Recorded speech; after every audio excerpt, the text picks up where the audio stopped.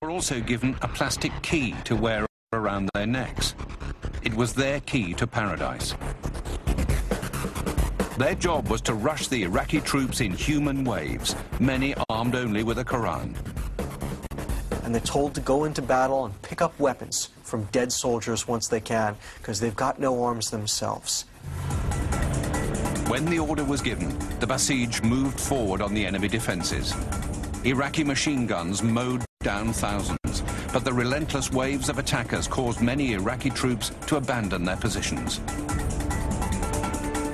The danger was that you would run out of ammunition. You know, if you ran out of ammunition, they would just roll right over you like a wave.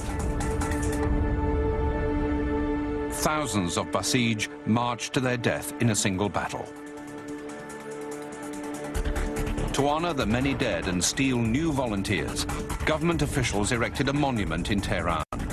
They built a concrete fountain and stocked it with red water. The Ayatollah proclaimed that it flowed with the blood of the martyrs.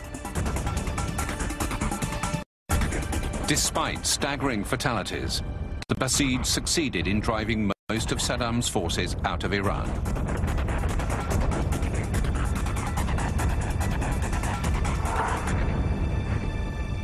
In July 1982, Saddam offered a ceasefire. Khomeini refused. Khomeini became determined to use the Basij and the Iranian army to spread the Islamic Revolution beyond Iran's borders. After they have taken down Saddam Hussein, they will turn on Jordan and Saudi Arabia and Kuwait and the other oil monarchies. They will march on Israel, they will march on Egypt, and they will spread all across the region. For America, the prospect of militant Islam marching across the Middle East was unacceptable. In February 1983, President Ronald Reagan decided to back Saddam Hussein with hundreds of millions of dollars in aid. Money Saddam spent on improving his army and even purchasing chemical weapons. American support was meant to tip the balance in Iraq's favor, but stopped short of making Saddam the dominant power in the region.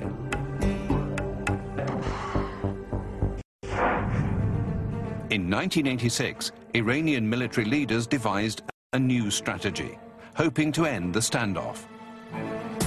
Iran launched a surprise attack on the Al-Faw Peninsula.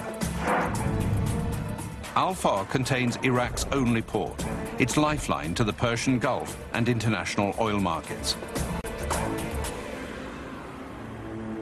In response, Saddam unleashed his largest offensive of the war.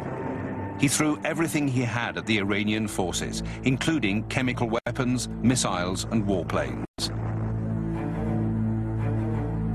He also unleashed his best-trained troops, the Republican Guard, which he had been holding in reserve. The Iranians, in turn, retaliated by going after oil tankers and oil facilities in Saudi Arabia and Kuwait, who were Iraq's allies, and were providing Saddam with tremendous amounts of money and resources to finance the war.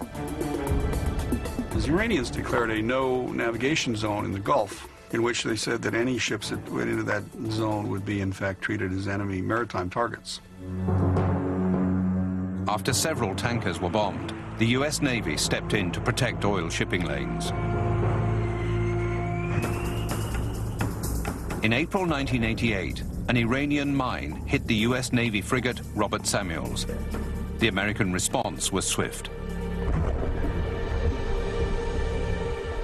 And in one afternoon, the US Navy sinks roughly half of the Iranian surface fleet.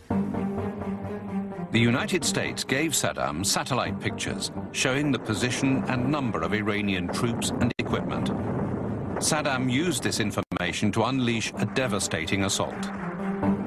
Saddam called it the "In Allah We Trust" offensive. In the course of which they virtually destroyed the Iranian army. Hundreds of tanks and hundreds of artillery pieces and trucks and anti-aircraft guns and things. And this is an immense war fought with great savagery, a vicious, nasty, bruising thing. In the spring of 1988, Saddam used US-supplied technology to enhance a weapon that had originally been developed by the Soviets, Scud missiles. These weapons had a greater range than anything Iraq or Iran had used before. Nearly 600 Scuds rained down on Tehran. The Iranian army was nearly wiped out. Their army is getting destroyed on the battlefield by the new Iraqi armed forces. Their navy is getting destroyed in the Persian Gulf by the U.S. Navy. And what's more, Iran's cities are now subject to a constant barrage by newly improved Iraqi missiles.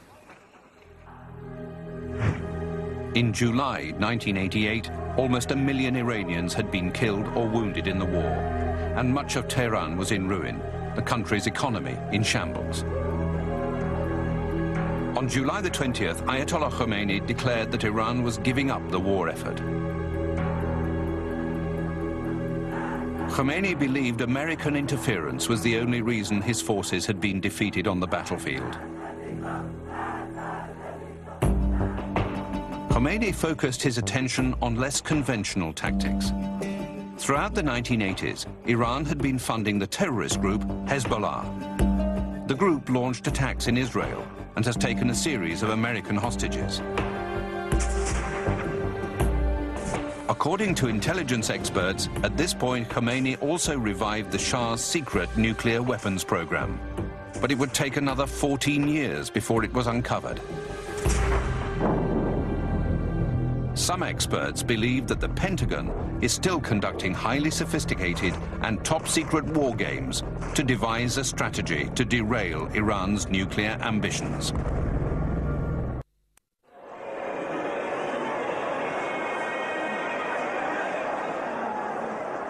In February 2005, US intelligence officials announced that Iran may be only 5 years away from producing a nuclear weapon.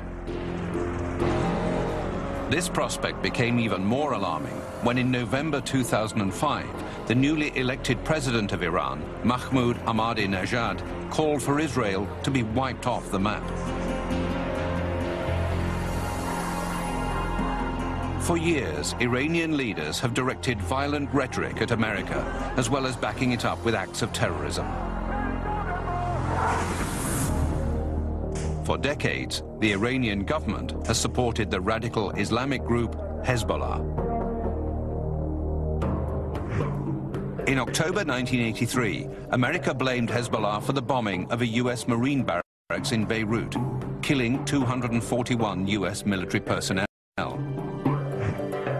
In June 1996, Hezbollah supported the terror cell that truck-bombed the Khobar Towers in Saudi Arabia. 19 Americans died and 372 were wounded. Iran also supports Al-Qaeda. Iran is supporting the Al-Qaeda operations and members right now by harboring some of those terrorists. Since 9/11, US national security officials have focused on the possibility that Iran may be developing a nuclear arsenal. In his January 2002 State of the Union address, this history of supporting terror led President George W. Bush to include Iran in the axis of evil. By seeking weapons of mass destruction, these regimes pose a grave and growing danger. The most likely possibility is that Iran will use a nuclear weapon to threaten its neighbors in the Middle East. This would be profoundly destabilizing, and I doubt very much if the United